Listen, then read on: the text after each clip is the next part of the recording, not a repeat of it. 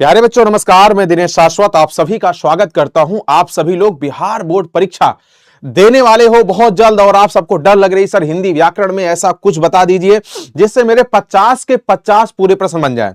Objective total रहेगा 100 प्रश्न, जिसमें से 50 लगभग 55 45 ऐसे ऊपर नीचे 2-4 प्रश्न होते रहते हैं, लगभग इतने ऑब्जेक्टिव आएंगे। और आप जानते हो हिंदी व्याकरण सब्जेक्टिव नहीं आता आपके बिहार बोर्ड की परीक्षा में, ओनली क्या सिर्फ और सिर्फ क्या ऑब्जेक्टिव आता है। तो ऑब्जेक्टिव में आप सबको ऐसी क्या जादू बताऊं कि आप सबके व्याकरण के पूरे प्रश्न सही हो जाते। एक बार जल्दी से आप सब लोग वीडियो को पूरा देख लीजिए और इस वीडियो को स्किप मत करना। आपके एग्जाम की दृष्टिकोण से देखा जाए बहुत लाभदायक वीडियो, बहुत ही लाभदायक वीडियो है मेरे प्यारे बच्चों। आप सबको मैं बताऊं तो इसमें जैसे जानते हो, सबसे पहली अगर बात किया जाए तो आप सभी लोग वर्णमाला पढ़े होंगे। सबसे पहली बात तो वर्णमाला में आप सभी विद्यार्थी जानते हो कि इसमें क्या आपको ध्यान देना है। जैसे बात किया जाए स्वर की, स्वर के 3 भेद होंगे। स्वर के 3 भेद आप सब लोग जानते हैं क्या? हरा स्वर हो गया, और क्या भैया दीर्घ स्वर हो गया, और क्या प्लुत स्वर। मैं पूरा डिटेल में पूरा सेशन भी पढ़ाया हूं। हरा स्वर की संख्या 4, दीर्घ स्वर की संख्या 7, प्लुत में 1 आप जानते हो, ये जो है ओम जिसे कहते हो। और इसे अगर मूल दीर्घ पूछा जाता है तो आप सब लोग किसे बताते हो? 3 सिर बताते हो। क्या 3 बताते हो? अगर मेरे प्यारे बच्चों आपसे पूछा जाए कि इसमें कौन कौन से 4 होते हैं तो छोटा आ, छोटी, छोटा ऊ, री, आप सबको ये बताया गया है। और मूल दीर्घ स्वर में क्या क्या? बड़ा आ, बड़ी ई, बड़ा ऊ, ये आप सभी को बताया गया है। और इसमें 4 और क्या जोड़ दिया जाता है? जो दीर्घ 7 हो जाते हैं, इसमें 4 जो है संयुक्त स्वर जोड़ दिया जाता है। संयुक्त स्वर की संख्या जो 4 जोड़ी जाती है, क्या क्या होता है भैया? क्या क्या? ए ऐ ओ औ। क्या? ए ऐ ओ औ।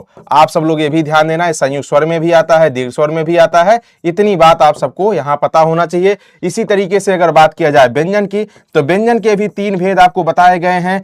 स्पर्श व्यंजन की बात करूं, स्पर्श व्यंजन, और क्या भैया? अंतस्थ व्यंजन, और क्या आप सब लोग जानते हैं? उस व्यंजन। अगर मैं बात करूं स्पर्श व्यंजन की संख्या 25 होती है, का से लेकर मां तक जोड़ोगे 25 मिलेगी। और इसके अंतर्गत संख्या 4 होती है, यारा लावा होता है। और अगर मैं बात करूं मेरे प्यारे बच्चों, उस व्यंजन की संख्या 4 होती है, सा सा साहा। ठीक है ना, सा साहा, ये हो गए 4। अगर आप सबसे कभी पूछ ले, मान लीजिए आपसे पूछ ले गुरुजी संयुक्त व्यंजन की संख्या कितनी होती है, तो संयुक्त व्यंजन याद रखना भैया इसकी संख्या 4 होती है। 4 कौन कौन से दोस्तों? तो छात्रा ज्ञासरा, क्या? छात्रा ज्ञासरा, ये 4 होते हैं मेरे प्यारे बच्चों। अगर बात किया जाए किसके किसकी योग से बनता है, तो का और सा की योग से छा बनता है, और ता और रा की योग से बनता है। और मेरे प्यारे बच्चों ज्ञा जो है जा और इया की योग से बनता है। और स्रा जो है सा और रा के योग से बनता है, सा और रा के योग से बनता है। मेरे प्यारे बच्चों यहां पे एक बात और पूछा जा सकता है, उच्छिद व्यंजन की संख्या। तो उच्छिद व्यंजन की संख्या 2 बता देना। क्या? उच्छिद व्यंजन की संख्या 2 बता देना। क्या क्या? डा और ढा, यहां पे नुक्ता लगाना, ठीक है ना, बगल नहीं तो अंगा हो जाएगा। और आपसे पूछा जा सकता है अयोगवाह की संख्या, जो ना तो स्वर होता है ना तो व्यंजन होता है, इसकी संख्या 2 होती है, जिसे आप सब लोग कहते हो अंग और आह, जिसे आप सब लोग इसे हम सब लोग अनुस्वार बोलते हैं, इसे हम सब लोग विसर्ग बोलते हैं। ठीक है ना, ये आपके वर्णमाला चैप्टर की पूरे तैयार रखना है मेरे प्यारे प्यारे बच्चों। अगर बात करूं आप सभी से वर्णों का उच्चारण स्थान, तो आप सभी को मैं बताया हूं मेरा पूरा डिटेल वर्णों का उच्चारण स्थान, आप सबको पूरा डिटेल जानना है इसके बारे में। तो जो मेरे प्यारे बच्चों याद रखना, आप सब लोग ध्यान देना, जो हिंदी मीडियम के बच्चे हैं, आप जानते हो एकलव्य सीरीज पढ़ाया हूं हिंदी मीडियम वाले चैनल पे। एकलव्य सीरीज पढ़ाया हूं। स्टार्टिंग में पूरा व्याकरण बिल्कुल जो है 4 घंटे आप बोलोगे पूरा लिख कर मैं पूरा डिटेल में पूरा व्याकरण कंप्लीट पढ़ाया हूं। ठीक है ना, और जो हिंदी मीडियम वाले बच्चे हैं वहां जाके पढ़ सकते हैं। और जो इंग्लिश मीडियम वाले बच्चे हैं, आप जानते हैं प्रचंड सीरीज जाके इंग्लिश मीडियम वाले चैनल पे देखोगे तो वहां पर जो है, जो कि इसी चैनल पे देखोगे, प्रचंड सीरीज में, प्रचंड क्लास में आप देखोगे, यहां भी पूरा 4 घंटे से ज्यादा जो है मैं व्याकरण लिख कर पढ़ाया हूं। अब बात आती आर्ट के और कॉमर्स के बच्चों को, तो चाहे जो क्लास देख लो भैया, दोनों क्लास एक ही है। कहने का मतलब यह हो गया कि हिंदी का सिलेबस सेम है, चाहे आर्ट का हो, English medium, Hindi medium, commerce, कोई भी बच्चा हो, हिंदी आपको दिनेश शाश्वत ही बताएगा। ठीक है ना, इतनी बात क्लियर है। अब यहां से कोई भी क्वेश्चन पूछेगा, आप सबको क्वेश्चन बना लेना है। अभी मैं ऑब्जेक्टिव क्वेश्चन भी करा के आपको दिखाता हूं। ये देखिए शॉर्ट रिवीजन है, रैपिड रिवीजन है। कहने का मतलब व्याकरण में ऐसी क्या आपको चीजें समझ में आनी चाहिए जिससे आपके पूरे पूरे नंबर मिल सके। अगर इतनी बात आपको क्लियर है तो आप सब लोग बता ले जाओगे, ठीक है ना। संधि में आपको पूरा डिटेल पढ़ पढ़ के एक चीज अच्छे से लिख लिख कर बताया हूं। संधि के 3 भेद होते हैं, आप सब लोग जानते हैं। स्वर संधि क्या, स्वर संधि, व्यंजन संधि, विसर्ग संधि, ये बात आप सब लोग याद रखिएगा। अगर आपके अर्थ के आधार पर संधि पूछे तब भी 3 ही भेद होते हैं, ठीक है ना। अब यहां पर एक बात और आपको पता होना चाहिए, स्वर संधि के भैया, स्वर संधि के 5 भेद होते हैं। क्या स्वर संधि के 5 भेद कौन कौन से? दीर्घ स्वर संधि, गुण स्वर संधि, वृद्धि स्वर संधि, यण स्वर संधि और क्या आयाद स्वर संधि। क्या आयाद स्वर संधि, ये 5 होते हैं मेरे प्यारे बच्चों। यहां पर व्यंजन संधि और विसर्ग संधि के भेद नहीं होते, लेकिन रूल इसके बहुत होते हैं। इस नियम को यानी इस संधि को भी पूरा आप सब लोग देखिएगा। दिनेश शाश्वत आपको पूरा संधि पढ़ाया है, पूरा डिटेल बताया है। तो आप सब लोग जो है मेरे प्यारे बच्चों संधि की पूरी क्लास देख लीजिएगा। वहां पर भी मैं पूरा व्याकरण को डिटेल में संधि भी पूरा क्लियर किया हूं। इसमें मेनली आपको मैं बताऊंगा 50 में 50 नंबर कैसे लाना है, एक अलग कॉन्फिडेंस आप सबको बताऊंगा। देखिए मेरे प्यारे बच्चों ध्यान समझिएगा। अगर हिंदी में आपको शौक है कि 100 में 100 लाना है, 100 में 100 लाना है, तो इसमें आपको मैं बता दूं, मूल रहस्य बता दूं कि इसमें आपको क्या ध्यान देना है। पहली बात तो आपको पता होना चाहिए ऑब्जेक्टिव अगर बात किया जाए तो आपको टोटल मिलेंगे 100 में जो है 50 किताब से लगभग रहेगा, 50 व्याकरण से रहेगा, जिसमें से आपको टोटल 50 के जवाब देने हैं, चाहे जहां से दो, चाहे सब इसको दे दो, चाहे सब इसको दे दो या मिला के दो, तो आपको टोटल 50 के आंसर करना है सही, ठीक है ना। अब वहां पे 50 ऑप्शन जो है एकदम सही से कलर करिएगा, कलर बहुत बढ़िया करिएगा, OMR कलर करिएगा। बात आती है सब्जेक्टिव की, तो सब्जेक्टिव मेरे प्यारे बच्चों आपको पता होना चाहिए, अभी से प्रैक्टिस करना शुरू कर दो। सब्जेक्टिव अभी से प्रैक्टिस करना शुरू कर दो। जो उसके शॉर्ट क्वेश्चन है उसको भी मैं पूरा पढ़ाया हूं, जाके इसी चैनल देखो। लॉन्ग पूरा पढ़ाया हूं, संक्षेपण आप सबको इसी चैनल पे बताया हूं, जाके देखना, लिखना बताया हूं तरीका। और पत्र लेखन की बात किया जाए और निबंध लेखन की बात किया जाए, साप्रसंग व्याख्या की बात किया जाए, तो मैं ये सभी चीजें बहुत अपने तरीके से डिजाइन किया हूं। जो आज ये सारी वीडियो ट्रेंडिंग में चल रही है, बिहार बोर्ड के लिए ट्रेंडिंग में चल रही है। पिछले 7 वर्षों से अगर बात करूं आप सभी के सामने, तो हर कोई विद्यार्थी ऐसी वीडियो देख रहा है जो लगातार मैं आप सबके लिए पढ़ाने का प्रयास किया हूं। मेरे विद्यार्थी आप सबसे मैं इतना प्रेम करता हूं, ये याद रखिएगा कि हिंदी में पूरे के पूरे नंबर मिलने चाहिए, इतना आप सभी के लिए मैं रात दिन एक कर दिया हूं। मेरे प्यारे बच्चों आप सबको यह भी पता होना चाहिए कि यहां पर ये चीजें जो है आप सबको 100 में 100 दिला देगी। अब बात आती है इस ऑब्जेक्टिव के लिए गुरुजी क्या किया जाए, ऑब्जेक्टिव के लिए क्या किया जाए, तो आप सभी को मैं बता दूं मेरे प्यारे बच्चों, इसी चैनल पे देखिएगा, लाइव क्लास में शेड्यूल होगा, लगभग जो है हम सबका जो है ये अंतिम मुलाकात समझ लीजिए, अंतिम क्लास समझ लीजिए। ये इतना जो लॉन्ग क्लास होगी, 1000 प्लस ऑब्जेक्टिव, यानी जो है मेरे प्यारे बच्चों कह सकते हो ऑब्जेक्टिव का महातांडव होने वाला है एक ही क्लास में, पूरा खल्लास। ये कब होने वाला है? मंडे बोले तो 19 जनवरी को, क्या मंडे बोले तो 19 जनवरी को आपकी ये क्लास होने वाली है। और ये टाइमिंग उसमें खुद देखिए शेड्यूल है, आप सब लोग जाके वहां देख सकते हो। मंडे 19 जनवरी को 1000 प्लस ऑब्जेक्टिव, यही इतना ऑब्जेक्टिव पढ़ लेना। 100 में 100 क्या 50 तो यहां फिक्स आपका हो जाएगा। इस विद्यार्थी इस बात को ध्यान देना, ये फिक्स हो जाएगा। बाकी बात यहां आती है तो इसकी भी वीडियो में बनाया हूं, आप इसकी भी क्लास बताया हूं, आप यहां से आप सब लोग साथ ही पढ़ सकते हो। इस बात को ध्यान से समझिएगा, ठीक है ना। अब जैसे अगर बात आती है मेरे प्यारे बच्चों कि जैसे कुछ ऐसे इंपॉर्टेंट प्रश्न है, अगर आप सबको बताऊं तो जगन्नाथ की बात करूं तो ये क्या हो जाएगा, ऑप्शन जगत धननाथ हो जाएगा। संवत की बात करूं मेरे प्यारे बच्चों, समधनवत हो जाएगा, ठीक है। यहां पे हलंत लगेगा, यहां पे हलंत लगेगा क्योंकि यहां पर हलंत है, इसलिए यहां पे भी जाएगा, ठीक है। हिमालय में कौन से हो जाएगा, हिम धन आलय हो जाएगा, दीर्घ स्वर संधि है। सूक्ति में सुधन उक्ति हो जाएगा मेरे प्यारे बच्चों। और वर्ण के आधार पर संधि के भेद पूछेगा, तभी भी बताया हूं आप सभी को 3 होते हैं। संधि के भेद पूछेगा तब भी 3, वर्ण के आधार पूछेगा तब भी 3। यशोदा में कौन सी संधि हो जाएगी, यशा धन दा हो जाएगी, दीर्घ स्वर संधि है। संसार में कौन संधि हो जाएगी, सम धन सार हो जाएगा, कौन संधि है भैया, व्यंजन संधि। पवन में कौन संधि है, पो धन अन हो जाएगा, कौन संधि है, अयादि स्वर संधि है। उद्योग में कौन सी संधि होगी, उत धन योग, क्या उत धन योग हो जाएगा, आंसर क्या हो जाएगा प्यारे बच्चों, बी हो जाएगा, ठीक है ना। पृथ्वीश में क्या हो जाएगा, पृथ्वी धन ईश हो जाएगा, आंसर यहां पे क्या बता रहे हो, सी बता रहे हो ना। दिगंबर में कौन सी संधि हो जाएगी, दिग धन अंबर, आंसर यहां पे व्यंजन संधि हो जाएगी, ठीक है ना। संधि के कितने प्रकार, 3 हो जाएंगे मेरे प्यारे बच्चों। अन्वेषण में कौन सी संधि हो जाएगी, यण स्वर संधि है, अनुधन एषण हो जाएगा, आंसर सी ए हो जाएगा। दुस्साहस में कौन सी संधि, विसर्ग संधि है, दुह धन साहस, यहाँ पे आंसर ए हो जाएगा। देवेश में कौन सी संधि है? देव धन ईश हो जाएगा। आंसर की बात करूं तो सी हो जाएगा। निम्नलिखित में से कौन सा शब्द विसर्ग संधि का उदाहरण है मेरे प्यारे बच्चों? तो आंसर याद रखिएगा, दुह धन कर हो जाएगा, विसर्ग संधि का उदाहरण ए है। बाकी ये तीनों क्या है? व्यंजन संधि के उदाहरण है। क्या? व्यंजन संधि के उदाहरण है, याद रखना, ठीक है ना। जगत धन आनंद क्या हो जाएगा मेरे प्यारे बच्चों? जगदानंद हो जाएगा। आंसर डी हो जाएगा। निम्नलिखित में से यण स्वर संधि कौन सी है?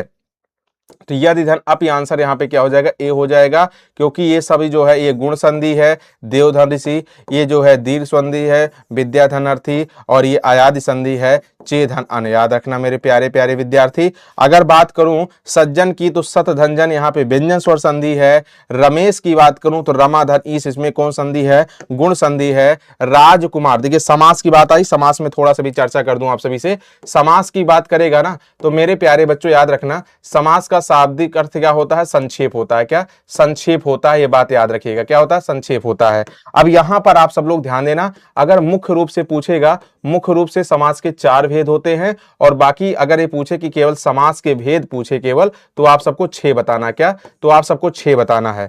6 के नाम जो है कौन कौन से होते हैं मेरे प्यारे बच्चों? तो सबसे पहले जो है क्या हो जाएगा? अव्ययी भाव समास। क्या हो जाएगा? अव्ययी भाव समास हो जाएगा। उसके बाद में आप सभी बात करूं तो यहाँ पे हो जाएगा तत्पुरुष समास हो जाएगा। क्या? तत्पुरुष समास। उसके बाद में हो जाएगा द्विगु समास मेरे प्यारे बच्चों। कर्मधारय समास हो जाएगा, और उसके बाद में द्वंद्व समास हो जाएगा। क्या? द्वंद्व समास हो जाएगा। और उसके बाद मेरे प्यारे बच्चों बहुव्रीहि समास हो जाएगा। क्या? बहुव्रीहि समास हो जाएगा। मेरे प्यारे प्यारे विद्यार्थी, अगर आपसे मैं बात करूं यहाँ पे इन सब में कौन सा पद प्रधान होगा, आपसे पूछा जाता ना इसमें कौन सा पद प्रधान होगा, पूछा जाता है इसमें पद कौन सा प्रधान होगा इन सभी समास में। मैं एक ट्रिक बताने चल रहा हूं, ये ट्रिक याद रखना, कभी जीवन में आप सब लोग को एक गलती नहीं होगी। जैसे आप जानते हो कि सबसे पहला, जैसे आप सब लोग जानते हो सबसे पहला समास हमारा अव्ययी भाव समास माना जाता है, तो इसमें पहला पद प्रधान कर दो, यानी इसमें जो है क्या कर दो? पूर्व पद प्रधान कर दो। इसमें क्या हो जाएगा? पूर्व पद प्रधान हो जाएगा। दूसरा समास क्या होता है आप सब लोग बताओ जल्दी से? दूसरा कहते हो गुरु तत्पुरुष माना जाता है। क्या? तत्पुरुष। इसका मतलब इसमें क्या हो जाएगा? उत्तर पद। उत्तर का मतलब होता है दूसरा, इसमें उत्तर पद प्रधान हो गया। अब इन दोनों को छोड़ दो, अभी कंफ्यूजन मत हो, ठीक है। द्वा द्वा दोनों बराबर है, जब दोनों तरफ बराबर है तो इसका मतलब इसमें क्या हो जाएगा? दोनों पद प्रधान हो जाएगा। इसमें क्या हो जाएगा? दोनों पद प्रधान हो जाएगा, ठीक है ना। अब बहुव्रीहि, बहुव्रीहि हर कोई बच्चा जानता है, इसमें तीसरा पद प्रधान होता है या अन्य पद प्रधान होता है। जब ऐसी सिचुएशन में तीसरा या अन्य पद की बात करें तो इसका मतलब इसमें अन्य पद प्रधान होगा या तीसरा पद प्रधान होगा। अब इतनी बात तो चारों एकदम क्लियर है ना? चारों एकदम क्लियर है। अब बात आती है इन दोनों में गुरुजी क्या पद प्रधान किया जाए, तो देखिए ये जो है ना, ये जो है उत्तर पद और उत्तर पद इसमें दोनों में हो जाएगा, क्योंकि दिगु जो है दिगु उत्तर पद से ही बना है, कर्मधारय उत्तर पद से ही बना है। कहने का मतलब मुख्य रूप से जो समास के 4 भेद बताए गए, इसमें मुख्य रूप से कौन कौन से होते हैं? जैसे ये अव्ययी भाव समास होता है, इसके हो गए। एक तत्पुरुष होता है, ये मुख्य रूप से होता है, और ये द्वंद्व जो है मुख्य रूप से होता है, और ये बहुव्रीहि होता है। यानी ये दोनों जो है इसी समास के अंतर्गत आते हैं। अब इसी समास के अंतर्गत आते हैं, इसका मतलब यहां पर भी दोनों में उत्तर पद प्रधान हो जाएगा। इसमें दोनों में क्या हो जाएगा? उत्तर पद प्रधान हो जाएगा। इस बात को याद रखिएगा। तो इसका मतलब ये हो गया, ये हो गया, ये हो गया, ये तो 4 हो गए, इसीलिए मुख्य रूप से 4 माने जाते हैं, ठीक ना। अब यहां पर मेरे प्यारे प्यारे बच्चों एक बात ध्यान देना कि कैसे पहचानोगे समास कौन सा है। इसमें जब दोनों पद मिलकर किसी तीसरे की बात करता रहेगा, जैसे मैं एग्जांपल लिख दूं, जैसे लिख दूं दशानन, लिख दिया दशानन। अब यहां पर दो अलग अलग करोगे तो एक हो जाएगा क्या? 10 हो जाएगा, एक क्या हो जाएगा? आनन।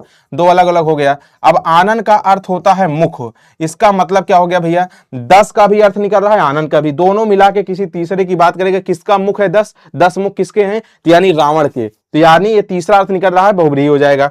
द्वंद्व में क्या होता है? हमेशा विपरीतार्थक बात करता है, जैसे विपरीत बात करता है, यानी उल्टा बात करता है, जैसे राजा रानी, ठीक है ना, गरीब अमीर, दाल चावल, है ना, ऐसे थोड़ा से हाथ पैर, राजा रानी, ठीक है ना, तो छोटा बड़ा, तो इससे सब विपरीत इसमें आ जाएगा। और जहां पर विशेषण विशेष की बात करता है, विशेषण विशेष की बात करे, जैसे आप सभी को मैं बता दूं, जैसे मैं लिख दिया कमल नयन, तो कमल चरण कमल, तो चरण जो है कमल के समान, चरण की तुलना कमल से किया जा रहा है, तो इसका मतलब ये जो है यहाँ पे विशेषण विशेष हो जाएगा। इसमें दिगु दिगु, यहाँ पे गा का मतलब समझे गणित, गणित मतलब क्या होता है? संख्यावाची। जैसे शुरुआत कोई संख्यावाची शब्द से हो, जैसे आप सभी को बता दूं चौराहा, चार राहों का समाहार, तिराहा, तीन राहों का समाहार, नवरात्रि, नौ रात्रियों का समाहार।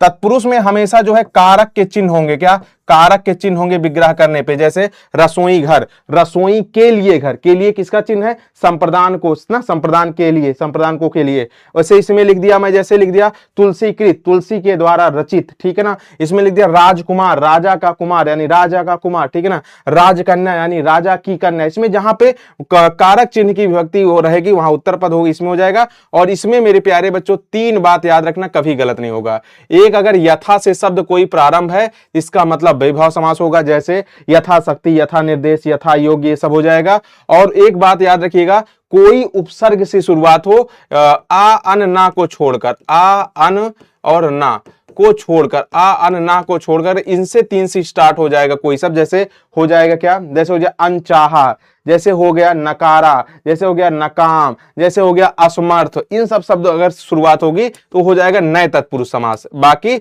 अगर इसमें जो है किसी और उपसर्ग से शुरुआत हो रहा तब वैभव समास। एक होता है कि एक ही शब्द लगातार दो बार आ जाए, जैसे लिख दिया धीरे धीरे, क्या धीरे धीरे, इसका मतलब एक ही शब्द दो बार आ गए, एक ही शब्द दो बार आ गए, इसका मतलब वैभव समास। जैसे लिख दिया रात रात, इसका मतलब क्या हुआ, दो बार आ गए। या लिख दिया रातों रात, इसका मतलब क्या हो गया, दो बार आ गए, इसका मतलब इसमें वैभव समास होगा। ऐसे आप सबको इसमें पहचानना है, ऐसे पकड़ना है, ठीक है ना। अब यहां पर देखिएगा राजकुमार में कौन सा समास हो जाएगा, राजा का कुमार अभी बताया, इसमें जो है विभक्ति लग रही है कारक की, इसका मतलब तत्पुरुष समास हो जाएगा, क्या तत्पुरुष समास हो जाएगा। दाल रोटी में क्या हो जाएगी, द्वंद्व समास हो जाएगा। और जो है चौराहा, देखिए चार राहों का समाहार क्या हो जाएगा, द्विगु समास हो जाएगा। पीतांबर, पीतांबर में क्या हो जाएगा भैया, पीला है अंबर, यहाँ पे बहुब्रीही अगर ऑप्शन में है प्रियोरिटी किसे दोगे, बहुब्रीही को। पांच पंचवटी, वट मतलब होता वृक्ष, पांच वटों का समाहार यानी द्विगु समास हो जाएगा, ठीक है ना। काम चोर, काम से जी चुराने वाला, तो आप क्या बोलोगे, काम से जी चुराने वाला, इसका मतलब क्या हो जाएगा, तत्पुरुष समास हो जाएगा, क्या तत्पुरुष समास। आज और कल, देखिए आज कल, आज कल, इसका मतलब यहाँ पे द्वंद्व समास की बात कर रहा है, क्या द्वंद्व समास की बात कर रहा है। लंबा धन उदर यानी लंबोदर, अर्थात जो है क्या, जिसका उदर मतलब पेट होता है, अर्थात गणेश भगवान, तो क्या हो जाएगा, बहुव्रीहि समास। हाथ पैर, इसका मतलब यहाँ पे क्या लगा रहे हो, द्वंद्व समास हो जाएगा बच्चों। राम का अनुज यानी जो है तत्पुरुष समास हो जाएगा मेरे प्यारे बच्चों। और धन से हीन तत्पुरुष समास हो जाएगा। आजीवन, देखिए यहाँ बड़ा आ से उपसर्ग से शुरू हो रहा है, इसका मतलब यहाँ पे क्या हो जाएगा, अव्ययभाव समास हो जाएगा। हरिशंकर, इसमें क्या लगाओगे, द्वंद्व समास लगा दोगे। चरण कमल, तो इसमें क्या लगाओगे भैया, अव्ययभाव समास तो लगाओगे नहीं, इसमें क्या लगाओगे, कर्मधारय समास हो जाएगा। रस से भरा, मेरे प्यारे बच्चों सभी लोग बताओ, रस से भरा, ठीक है ना। उसके बाद निम्नलिखित में से कौन सा द्विगु समास का उदाहरण है। द्विगु मतलब संख्यावाचक पंच पात्र, इसका मतलब क्या हो जाएगा, आंसर क्या हो जाएगा, ए हो जाएगा। वीणा पाणी, जिसके हाथ में वीणा हो अर्थात मां सरस्वती की बात हो रही है।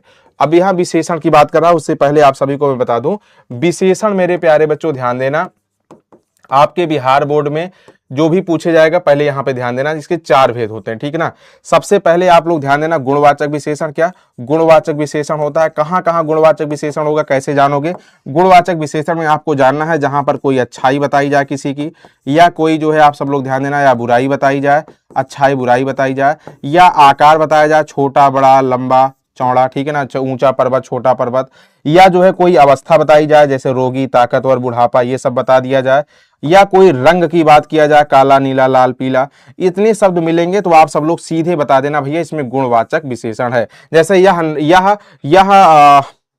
यह माल नया है, यह नया माल है, ठीक है। इसे पूछे नया शब्द जो है किस प्रकार का विशेषण है, तो नया तो एक अवस्था बता रहा है, इसका मतलब अच्छाई बात बता रहा है, तो इसका मतलब जो है आप सीधे सीधे बता दोगे, इसमें जो है गुणवाचक विशेषण हो जाएगा। या बता दिया मेरे प्यारे बच्चों कि यह जो है रमेश की गाय काली है, तो काली रंग बोधक की बात कर रहा है, इसका मतलब यहाँ पे क्या बता दोगे, इसमें गुणवाचक विशेषण हो जाएगा। दूसरा हो जाएगा संख्यावाचक विशेषण मेरे प्यारे बच्चों, यहां पर आप सभी साथी याद रखिएगा, संख्यावाचक विशेषण में हमेशा क्या होता है, हमेशा मेरे प्यारे बच्चों याद रखना कि यहां पे संख्यावाचक विशेषण में काउंट करने की बात होती है, गणना की बात होती है, गिनने की बात होती है। जहां पर गिनने से संबंधित बात अगर हो जाए तो वहां पर हमेशा क्या होता है भैया, संख्यावाचक हो जाएगा। यहां पर जैसे मैं लिख दिया क्या, 10 आदमी, जैसे क्या लिख दिया 10 आदमी, इसका मतलब यहां पे इनको 10 को गिन सकते हो, ठीक है ना, 10 को गिन सकते हो। अगर इसी जगह में लिख दिया क्या, बहुत आदमी, इसका मतलब इनको हम सब लोग नहीं गिन सकते, इनको हम सब लोग नहीं गिन सकते। इसका मतलब इनको जब देखिए हैं तो आदमी, इनको तौलेंगे नहीं, गिना ही जा सकता लेकिन लेकिन कंफर्म जब वहां नहीं है तो संख्यावाचक विशेषण के दो भेद होते हैं, एक क्या होता है निश्चित संख्यावाचक विशेषण और एक क्या होता है अनिश्चित संख्यावाचक विशेषण। एक क्या होता है अनिश्चित संख्यावाचक विशेषण। मेरे प्यारे बच्चों ये एक समझ लीजिए रिवीजन मेरा मैं पूरा करा रहा हूं, बाकी मेरा पूरा का पूरा डिटेल में अगर आप मेरा पूरा व्याकरण पढ़ना चाहते हो तो आप सब लोग प्रचंड या एकलव्य की क्लास पूरा देख लेना, उसके बाद आपको व्याकरण कभी पढ़ने की जरूरत ही नहीं पड़ेगी, मैं पूरा डिटेल बताया हूं। उसके बाद तीसरा परिमाणवाचक विशेषण याद रखना, सेम ऐसे इसके भी दो भेद होते हैं, निश्चित परिमाणवाचक विशेषण और क्या होते हैं अनिश्चित परिमाणवाचक विशेषण, ठीक है ना। अनिश्चित परिमाणवाचक विशेषण प्यारे बच्चों यहां पे ध्यान देना, जैसे पहली जी परिमाणवाचक का मतलब क्या होगा जहां माप तौल से क्लियर हो, जहां पे दूध दही ये सब मापा तौला जाता है, ठीक है ना। जैसे यहाँ पे लिख दिया ना, यहाँ पे लिख दिया जैसे 10 लीटर पानी, जैसे यहाँ पे पानी को हम लोग गिनते नहीं उसे क्या करते हैं मापते हैं, लेकिन यहाँ पे मैं लिख दिया क्या बहुत पानी, तालाब में क्या है बहुत पानी है, इसका मतलब ये सब अनिश्चितवाचक हो जाएगा। चौथा होता है सार्वनामिक विशेषण, क्या सार्वनामिक विशेषण होता है मेरे प्यारे बच्चों, इसका मतलब क्या हुआ, इसका मतलब ये हो जाएगा जो सर्वनाम से बना हो, जो सर्वनाम से बनता है उसे क्या कहते हैं सार्वनामिक विशेषण कहते हैं। याद रखिएगा मेरे प्यारे बच्चों, इस बात को सभी लोग याद रखिएगा, ठीक है ना। अब बात आती है यहाँ पे देखते हैं कौन कौन सा आंसर होगा। लोक में इसमें देखिए इसमें बहुत से आपको विशेषण ऐसे मिलेंगे जो लास्ट में प्रत्यय जोड़ के विशेषण बनाए गए हैं, प्रत्यय जोड़कर विशेषण बनाए गए हैं मेरे प्यारे बच्चों, इस बात को याद रखना जोड़कर विशेषण बनाए गए हैं। आप सब लोग ध्यान देना विशेषण बनाए गए हैं। आपको मैं बहुत इंपॉर्टेंट क्वेश्चन जो है करा रहा हूं सॉल्विंग, इस जिससे कि आप सबको थोड़ा से कॉन्फिडेंस आ सके। बाकी प्रचंड और उसके बाद मेरे प्यारे बच्चों एकलव्य की स्टार्टिंग की 2-3 घंटे जाके क्लास सब लोग कर लेना, जो मेरी इस वीडियो को देख रहे हैं सब लोग जाके प्रचंड या एकलव्य इसी चैनल पे पॉपुलर में जाके देखोगे मिलेगा, या PW Bihar board 11th and 12th में जाके देखना एकलव्य मिलेगा पॉपुलर में, जरूर कर लेना, जिससे कि आप सभी लोग जानते हो 19 जनवरी मंडे को, क्या 19 जनवरी की बात किया जाए मंडे उस दिन पड़ रहा है, उस दिन आप सभी के लिए पूरे के पूरे जो है ऑब्जेक्टिव का जो है महातांडव ला रहा हूं, क्या ऑब्जेक्टिव का महातांडव, शायद ये हम सबके प्रेम मोहब्बत का लॉन्ग जो है लास्ट सेशन होगा, 1000+ ऑब्जेक्टिव रहेगा। आप सभी लोग इस सेशन में जरूर जुड़िएगा, पूरे के पूरे महातांडव हो जाएगा, क्या पूरे के पूरे महातांडव हो जाएगा। आप सभी लोग इस बात को ध्यान से समझिएगा, ठीक है ना, ध्यान से समझिएगा मेरे प्यारे बच्चों, बहुत प्रेम से समझिएगा। अगर मैं बात करूं यहां पे हम सब लोग क्या लाने वाले हैं, क्या लाने वाले हैं 1000+ जो है क्या ऑब्जेक्टिव क्वेश्चन, क्या ऑब्जेक्टिव जो है लाने वाले हैं मेरे प्यारे बच्चों। आप सभी लोग जो है कब लाने वाले हो भाई 19 जनवरी, क्या 19 जनवरी बात किया जाए तो मंडे को अगर मेरे प्यारे बच्चों चैनल की बात करूं, आप सभी से चैनल की बात करूं तो आप सभी लोग किस पर लाओगे भैया, किस पे पढ़ोगे सभी लोग बताओ जल्दी से, किस पर पढ़ने वाले हो। तो मेरे प्यारे बच्चों आप सभी लोग जो है पढ़ने वाले हो पीडब्ल्यू बिहार बोर्ड, क्या PW Bihar board English medium वाले चैनल पे पढ़ने वाले हो। याद रखना चाहे कोई हिंदी मीडियम का बच्चा हो या इंग्लिश मीडियम का हो या आर्ट का हो या कॉमर्स का हो, सब कोई पढ़ेगा इसको, क्योंकि जो है ये सिलेबस सबका सेम होता है, मत सोचना इंग्लिश मीडियम का ही है। आप सभी लोग जो है, आप सभी विद्यार्थी जितने लोग मेरे साथ लाइव हो एक बार इसको स्टेटस लगाइएगा, सभी लोग स्क्रीनशॉट करके, रुको 1 मिनट रुक जाइएगा। इसमें आप सबको क्या लिखना है महातांडव, क्या हिंदी का महातांडव, हिंदी का महातांडव मेरे प्यारे बच्चों। आप सभी लोग इसमें जो है ना, आप सभी लोग इसका जो है स्क्रीनशॉट करिएगा तुरंत मेरे साथ जो है, इसका स्क्रीनशॉट करके और इसके बाद इसको स्टोरी मेंशन करिएगा और मुझे जरूर मेंशन करना, मैं सभी को मेंशन करूंगा। चलिए सभी लोग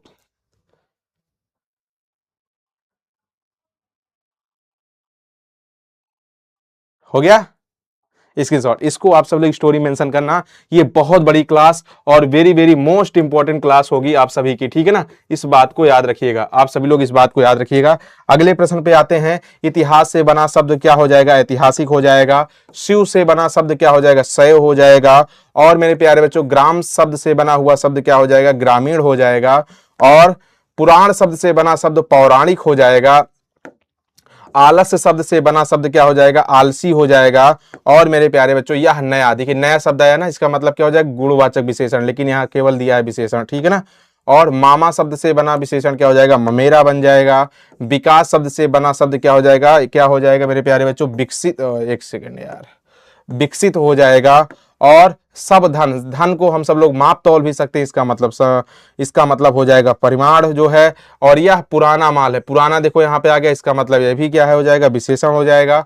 पुष्प शब्द से विशेषण क्या बनेगा, पुष्पित बनेगा, क्या पुष्पित बनेगा मेरे प्यारे बच्चों। राष्ट्र शब्द से क्या बनेगा, राष्ट्रीय बनेगा, याद रखना। समाज शब्द से क्या बनेगा, सामाजिक बनेगा। और मेरे प्यारे बच्चों वह भला आदमी, भला भी अच्छाई की बात कर रहा है, इसका मतलब गुणवाचक विशेषण होगा। कौन सा विशेषण होगा, गुणवाचक। पर्वत शब्द से विशेषण क्या बन जाएगा, पर्वतीय बन जाएगा मेरे प्रिय विद्यार्थी। प्रथम शब्द से विशेषण क्या बन जाएगा, प्राथमिक बन जाएगा। और निज शब्द से क्या बनेगा, निजी शब्द बन जाएगा। और क्रिया के कितने भेद होते हैं, क्रिया के भैया 2 भेद होते हैं, सकर्मक और क्या, आकर्मक। मैं घड़ा भरता हूं, क्या होगा भैया, सकर्मक क्रिया। चंदन ने उसे उसका व्यापार हथिया लिया, हथियाना शब्द क्या हो जाएगा, नाम बोधक क्रिया हो जाएगा, ठीक है ना। उसके बाद में कौन आता है में कौन सा सर्वनाम होगा भैया, तो यहाँ पे प्रश्नवाचक सर्वनाम होगा मेरे प्यारे बच्चों। याद रखिएगा एक बात, याद रखिएगा ऑब्जेक्टिव क्वेश्चन का जो 1000 प्लस ऑब्जेक्टिव है ना, 1000 प्लस ऑब्जेक्टिव जो है, इसमें याद रखिएगा, इसमें मैं क्या क्या कवर करूंगा आप सभी लोग, गद्य खंड, क्या गद्य खंड के पूरे क्वेश्चन, इससे ज्यादा बाहर कोई क्वेश्चन बन ही नहीं सकता। और क्या काव्य खंड भी कवर करूंगा, काव्य खंड भी कवर करूंगा। और मेरे प्यारे बच्चों याद रखिएगा व्याकरण भी कवर करूंगा, व्याकरण भी कवर करूंगा। और याद रखिएगा प्रतिपूर्ति भी पूरा कवर करूंगा इसी सेशन में। तो कहने का मतलब आप क्वेश्चन को लेकर मत घबराइए, 1000 प्लस क्वेश्चन की मैं डिजाइन कर रखा हूं, आप एकदम बहुत बिंदास सेशन लीजिएगा। ये हिंदी का जो ऑब्जेक्टिव का महातांडव करने जा रहे हो ना, ये इतना आसान सा सेशन नहीं है, ये बहुत खतरनाक सेशन है। इसके लिए हम सब लोगों ने बहुत मेहनत करी है, पूरी टीम बहुत मेहनत करी है। तो इसके लिए आप सबको रेडी रहना, क्या इसके लिए रेडी रहना है मेरे प्यारे बच्चों, इस बात को ध्यान से समझिएगा, ठीक है ना। अब यहाँ पे अगर बात किया जाए मेरे प्यारे बच्चों, तो ये पूरा कवर करूंगा, आप सब लोग इस बात को ध्यान देना। अगर सर्वनाम की बात किया जाए तो सर्वनाम का शाब्दिक अर्थ क्या होता है, सबका नाम, क्या सबका नाम होता है, क्या सबका नाम होता है। यहाँ पे सबका नाम हो जाएगा। अब यहाँ पे बात करूं मेरे प्यारे बच्चों सर्वनाम की संख्या की, तो सर्वनाम की संख्या जो होती है 11 होती है। 11 कौन कौन सी होती है, मैं तुम आप, क्या मैं तुम आप हो जाएगा। और क्या हो जाएगा, यह वह हो जाएगा, यह वह हो जाएगा। मैं तुम आप यह वह, जो सो कोई कुछ कौन क्या, जो सो कोई कुछ कौन क्या, जो सो कोई कुछ कौन क्या, कोई कुछ हो, जो सो कोई कुछ कौन क्या। याद रखिएगा तांडव और जो है एकलव्य सीरीज हिंदी जाके जरूर पढ़ लेना, कोई कुछ कौन क्या, ये सब आप सबकी उंगली पर नागिन डांस करेगी। और कोशिश करना, और कोशिश, इसकी भेद जो है कितने होते हैं, 6 होते हैं। और कोशिश करना कि मेरा सोमवार को सेशन आने से पहले आप सब लोग वहां से दोनों क्लास पढ़ लेना, जिससे मैं ऑब्जेक्टिव जब क्वेश्चन कराऊं ना, तो आप सब लोग को जो है पूरा का पूरा तैयार रहे। इसके जो 6 भेद होते हैं कौन कौन से होते हैं भैया, पुरुषवाचक सर्वनाम, और क्या निजवाचक सर्वनाम, निश्चयवाचक सर्वनाम मेरे प्यारे बच्चों, और क्या अनिश्चयवाचक सर्वनाम, और संबंधवाचक, और क्या प्रश्नवाचक, क्या संबंधवाचक और क्या हो जाएंगे, प्रश्नवाचक हो जाएंगे। इस बात को भी ध्यान देना। यहां पर एक छोटी सी जानकारी और रखना है आप सबको, पुरुषवाचक सर्वनाम के 3 भेद होते हैं, उत्तम पुरुषवाचक सर्वनाम, और क्या मध्यम पुरुषवाचक सर्वनाम, और क्या हो जाएगा अन्य पुरुषवाचक सर्वनाम। ये 3 बात और याद रखिएगा, बहुत इंपॉर्टेंट बात आपको मैं बता रहा हूं, ठीक है ना। अब बात आती है, मेरा छोटा भाई सौरभ है। अगर बात किया जाए यहाँ पे निश्चित की बात कर रहा है, इसका मतलब क्या हो जाएगा, निश्चयवाचक सर्वनाम, क्योंकि यहाँ पे अन्य पुरुषवाचक ऑलरेडी नहीं है। कौन आ रहा है, क्या हो जाएगा, प्रश्नवाचक सर्वनाम हो जाएगा। कुछ खा लो, क्या अनिश्चयवाचक सर्वनाम, क्या खा लो कंफर्म नहीं है। भारत का राष्ट्रपति कौन है, क्या हो जाएगा भैया, प्रश्नवाचक सर्वनाम हो जाएगा। दक्षिण शब्द में कौन सी संज्ञा है, दक्षिण व्यक्तिगत बात कर रहा है, यहाँ पे व्यक्तिवाचक संज्ञा हो जाएगी। भीड़ समूह की बात कर रहा है, पूरे समूहवाचक संज्ञा हो जाएगी। वाराणसी में व्यक्तिवाचक संज्ञा हो जाएगी प्यारे बच्चों। जिस संज्ञा को नापतौल से क्लियर करो उसे क्या कहते हैं, द्रव्यवाचक। द्रव्यवाचक संज्ञा को एक नाम और जाना जाता है, पदार्थवाचक संज्ञा या धातुवाचक संज्ञा। ये याद रखना मेरे प्यारे प्यारे बच्चों। कृपणता, इसमें ताप प्रत्यय लगा है, इसका मतलब यहाँ पे भाववाचक संज्ञा हो जाएगी। ताप प्रत्यय जैसे देखना वहां पे क्या लगा देना, भाववाचक संज्ञा जरूर लगा देना। कवि शब्द में क्या हो जाएगा, जातिवाचक संज्ञा हो जाएगा। झुंड में क्या हो जाएगा, समूहवाचक संज्ञा हो जाएगा। ऐसी संज्ञाएं जिसका सार्थक खंड होते हैं उसे यौगिक कहते हैं, जिसका सार्थक खंड ना हो उसे रूढ़ कहते हैं। जिसका सार्थक खंड हो और क्या हो, किसी तीसरे का बोध करा दे तथा किसी तीसरे का बोध कराए तो उसे क्या कहते हैं, योगरूढ़ संज्ञा कहते हैं। क्या उसे क्या कहते हैं, योगरूढ़ संज्ञा कहते हैं। मंडली शब्द क्या हो जाएगा, समूहवाचक संज्ञा हो जाएगी। व्युत्पत्ति के आधार पर संज्ञा के 3 भेद होते हैं। वो 3 भेद कौन कौन से होते हैं मेरे प्यारे बच्चों, ध्यान से समझिएगा। अगर अर्थ के आधार पर संज्ञा के भेद पूछेगा, अर्थ के आधार पर अर्थ के आधार पर संज्ञा के भेद पूछे तो यहां पर आप क्या बताओगे, संज्ञा के भेद पूछे तो आप सब लोग बताओगे गुरुजी इसके 5 भेद होते हैं। अगर सिर्फ इतना पूछे कि संज्ञा के भेद कितने होते हैं, संज्ञा के भेद, यार संख्या लिख रहा हूं, संज्ञा के भेद कितने होते हैं, तो आप सब लोग कितना बताओगे, तब भी 5 बताओगे। क्या तब भी 5 बताओगे, याद रखना। अब ये कौन कौन से होते हैं यहाँ पे आपको मैं बता देता हूं। सबसे पहले व्यक्तिवाचक संज्ञा जो 5 होते हैं, कौन कौन से, व्यक्तिवाचक संज्ञा, और क्या हो जाएगा व्यक्तिवाचक, और क्या जातिवाचक, जातिवाचक, भाववाचक, समूहवाचक, और क्या द्रव्यवाचक, क्या द्रव्यवाचक। मेरे प्यारे बच्चों इस बात को ध्यान देना, अगर मान लीजिए पूछ ले आपसे कि व्युत्पत्ति के आधार पर, क्या व्युत्पत्ति के आधार पर संज्ञा के भेद, व्युत्पत्ति के आधार पर, तब कितना बताओगे, के आधार पर संज्ञा के भेद, के आधार पर संज्ञा के भेद, तो क्या बताओगे संज्ञा के भेद, तो आप वहां पे बताओगे संज्ञा के भेद, तो आप वहां पे 3 बताना। 3 कौन कौन से बताओगे, सबसे पहला अभी जो अभी अभी पढ़ाया था रूढ़ संज्ञा, और उसके बाद क्या बताओगे मेरे प्यारे बच्चों यौगिक संज्ञा, यौगिक संज्ञा, और क्या बताओगे योगरूढ़ संज्ञा, क्या योगरूढ़ संज्ञा बताओगे। इस बात को ध्यान से समझिएगा, ठीक है, इस बात को ध्यान से समझिएगा मेरे प्यारे बच्चों। आप सब लोग को मैं बार बार कह रहा हूं, फिर से कह रहा हूं, आप सब लोग जो है एकलव्य सीरीज या प्रचंड सीरीज दोनों में से क्लास जरूर कर लीजिएगा। ये पूरा का पूरा व्याकरण का जो है खात्मा किया हुआ है, व्याकरण का खात्मा किया हुआ पूरा लिख कर पढ़ाया हूं, और आप सभी को पता होना चाहिए क्योंकि 19 तारीख यानी नेक्स्ट डे जो है, नेक्स्ट डे आपको 1000 हिंदी का जो है मैं महातांडव ऑब्जेक्टिव क्वेश्चन लेकर आ रहा हूं। अपना ख्याल रखना, bye bye, take care. Comment box में जरूर बताना कि आप सब लोग क्या रेडी हो, क्या आप सब लोग 1000 क्वेश्चन सॉल्व करने के लिए रेडी हो। सबके कमेंट की प्रतीक्षा करूंगा, हर कोई बच्चा कमेंट करेगा। और आप बताइए व्याकरण की तैयारी आपकी किस लेवल तक हो चुकी है, आप सब लोग व्याकरण में पूरे पूरे सही करने वाले हो कि नहीं, एक बार कमेंट बॉक्स में जरूर कमेंट कर देना, ठीक है ना। थैंक यू सो मच, अपना ख्याल रखना, बाय बाय, टेक केयर। मैं अपनी वाणी को मां सरस्वती के चरणों में समर्पित करते हुए आज के लिए इतना ही। आप सभी साथी को बहुत बहुत धन्यवाद, अपना ख्याल रखना, बाय बाय, टेक केयर। फिर मिलते हैं नेक्स्ट टाइम मेरे प्यारे बच्चों, आज के लिए इतना ही। Thank you so much.